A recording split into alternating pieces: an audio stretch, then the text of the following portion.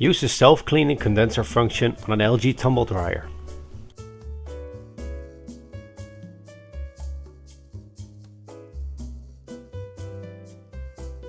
In addition to the auto cleaning condenser function, you can manually activate this function on some models. From a power off state, press more time, favorite and power at the same time. You should see 0 on the display.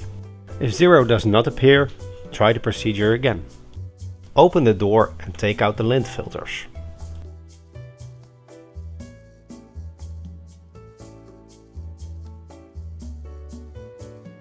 Pour 1.5 to 2 liters of tap water into the lint filter hole. In the meantime, check the display. As soon as the condenser cleaning symbol lights up, stop adding water.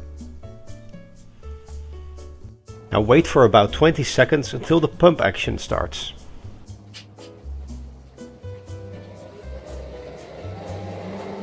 The condenser cleaning cycle is repeated 5 times and will stop automatically. This takes about 20 minutes.